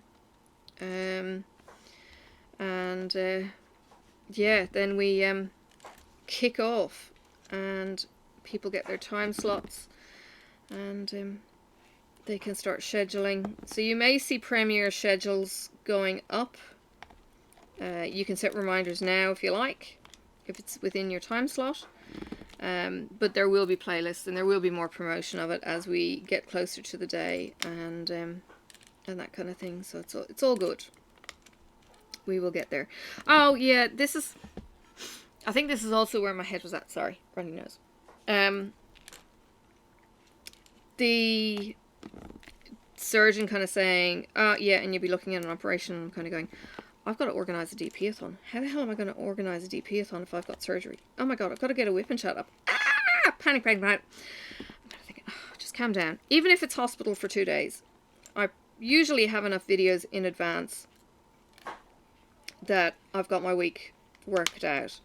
The only thing that is a little bit more fresh is the WiPnChat. Yeah. One of the things I read for what to expect after a discectomy was to be walking. They want you walking within 1 to 2 days. I'm kind of thinking, yeah, what? So that's a little bit daunting. That I might not be walking for a day. I remember my son, after he had his open heart surgery, and yeah, he was in bed for the couple of days, and then they get them up and they get them walking, and you know how much of a trooper he was. Oh, he's my hero. So from that point of view, yeah, it's you can do it kind of thing. Yes, I know I'm going to be sore from being pulled around pre-surgery kind of thing. Well, yeah, it's kind of like, you know, you're getting into the whole decrepitude and ow, that hurts stages. Yeah, hopefully I'm not too wussy getting out of the operation. And it's like, yeah, that's okay. It's just a muscle soreness from being pulled around while asleep kind of thing. And I know they do all the pulling and pushing while you're asleep. Hopefully.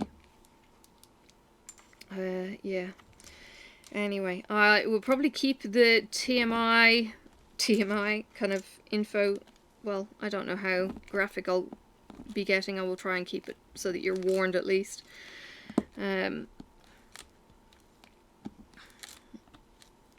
Yeah, it's haven't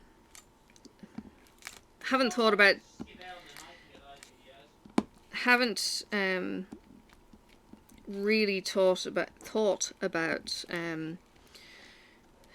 being away from Marcus, being away from Sophie, him dealing with Sophie and me not being here, and all that kind of finer points scheduling, because we haven't really got to that pointy end yet. So yeah, it's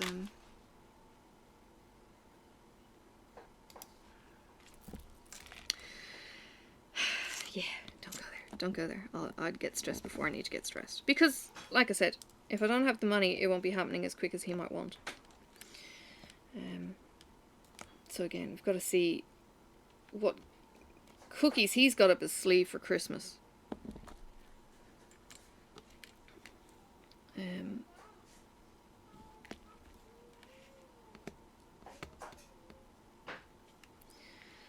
Yeah. So there will be more news on that one. floss tube next weekend is going to be the thing. I do love doing my floss tubes. Oh, and it's, excuse me.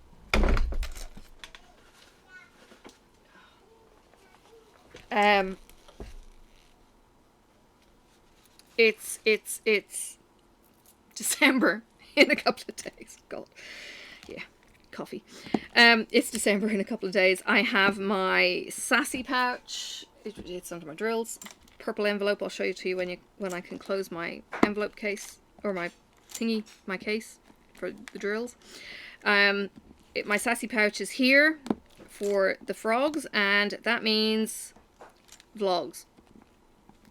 I will see how I go doing some daily vlogs. Now the problem with that is I need to have something to talk about for the WiPnChat for the premiere as well. I feel like I'm going to be doing all this talking, and yeah, the videos won't be up for a while. I've got to cram all this talking into a short amount of time. I don't know if I'm going to have enough to talk about, as if that's actually a thing. I probably will. But I have no idea what I'm going to talk about. I was thinking about it the other day. He reckons I'm a chatterbox. I don't know. I feel like I'm awfully quiet with him. That's the bag gone.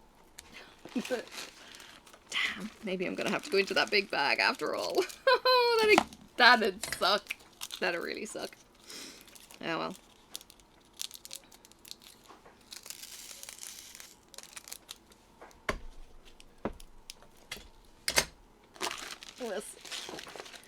We'll see. I have, you know how people talk about keeping their spare drills? I actually have an Evermoment collection from the couple of kits that I've done from Evermoment. I keep them together, and I will change, you know, kind of pool the resources. And the same with the Diamond Art Club. I'll pool the Diamond Art Club drills. The others, though, oh my goodness. So not fresh blue tack, so it's not as sticky. I will pull the DAC, but I won't pull the cheap kits, and I sure as hell won't pull Huracan into anything. Those drills are so dodgy.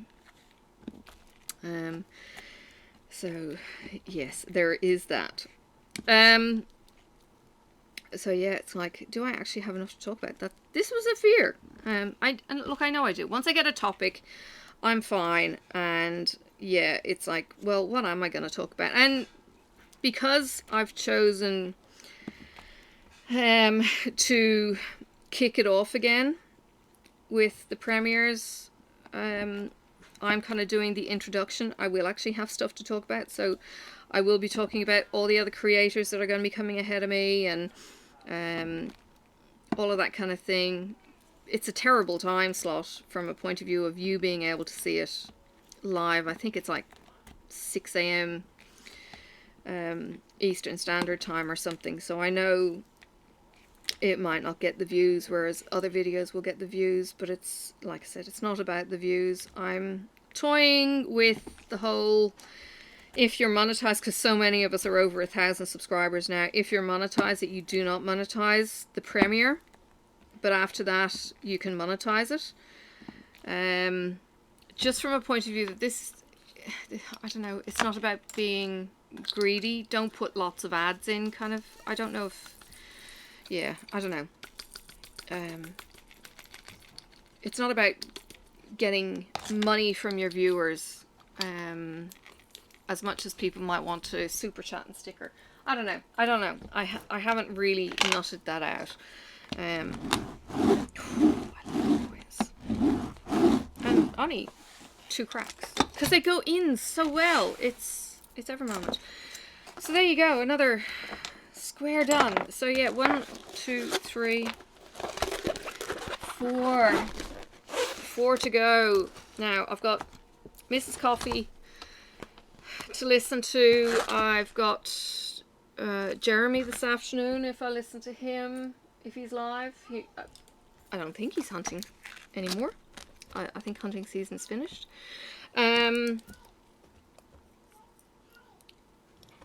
yeah, so I may get some more diamond painting time. I don't know.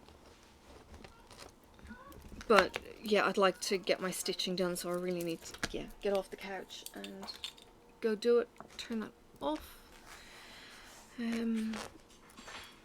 Oh god, I love this. Absolutely love this. Julie, this is gorgeous. Thank you so much. Love, love, love the colours in this. It's been such a pleasure to work on. I think I've said it every time. Such a gorgeous picture, and the colours are amazing.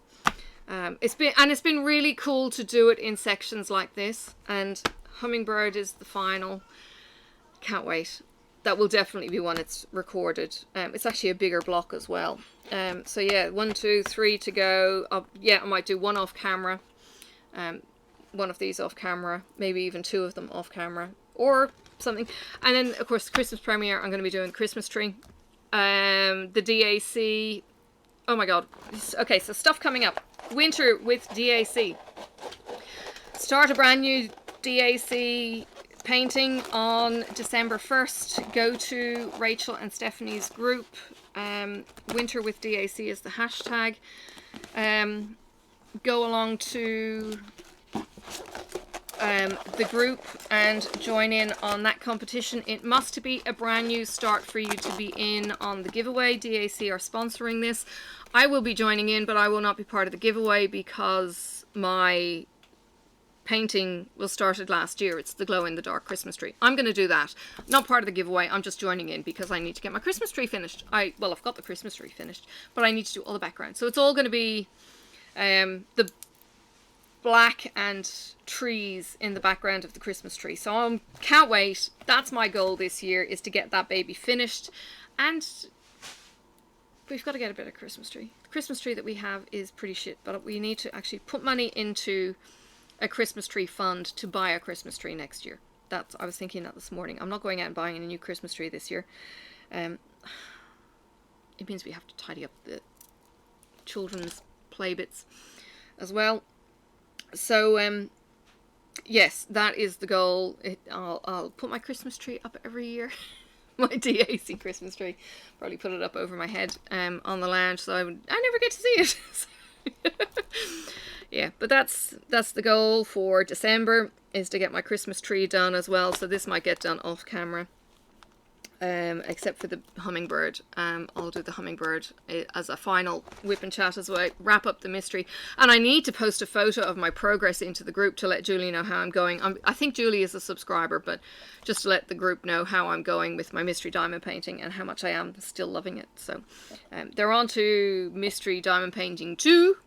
And if you want to sign up to do a Mystery Diamond Painting 3 in January or February, you need to get along to, I think it's Crafting Journey is the name of the Facebook group. It's Rebecca Schilling's group. And you can get along with that, and you can get paired up with a partner and go from there.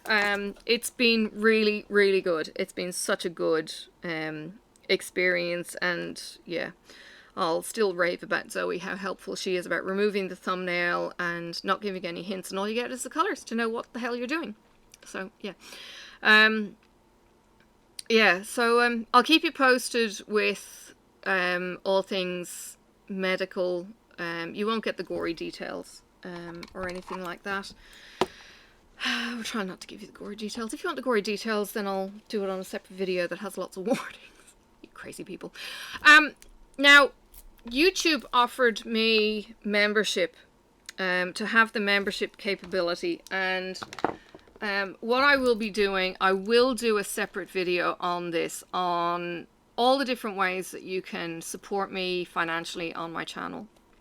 I have the membership offer, and that will be cracking open shortly. It is going to be very restricted as to what I'm doing. And then I've also got the coffee, if you want to do that. I will have a separate video explaining all the different methods. I don't know if I'm going to go Patreon. I may just go coffee, and I've got to see about links and stuff and where I talk to my people from that point of view, and not out what I can do feasibly, working, not working, and that schedule wise. So that will be something that you can keep in mind from a support kind of mechanism. And yeah, so lots of things happening, changing, and will be changing come the new year. I've got lots of plans for the new year. Probably do it as a January kind of shop. Give us some time to get ready and everything else. And you might get sneak peeks from a membership point of view or a coffee shop point of view. You might get sneak peeks there. So yeah, lots and lots of things happening in the background from a Pippa Brown kind of support system point of view. Yeah, I'll let you go. Hope you've enjoyed the Whip and Chat. Hope you've enjoyed watching my rock walk. Very, very short walk. Awesome timing with hubby. And it was stress-free with the knitting. I will put a picture in of the knitting rather than showing you the knitting. It's over the keyboard. I always hate hitting the keyboard and cutting videos off. So I'll show you a picture of the video, of the knitting, where I've got up to so far. And I'm really enjoying it. I do really love this project. It's awesome to bring in the car, being as small as it is. I don't think I would bring a temperature blanket, but the cowl, some kind of scarf like that, from a knitting point of view, yeah, it's brilliant. Brilliant, brilliant, brilliant. Love it, love it, love it. So yeah, other news, I'll leave it till the actual topic. It's a resin topic, so I'll talk about that in the resin. And yeah, I'll let you go, and I will see you around on the tubes. Thanks for watching, and bye for now. May the road rise up to meet you. May the wind be always at your back. May the sun shine warm upon your face, and the rain fall soft upon your fields. And until we meet again, may God hold you in the palm of his hand.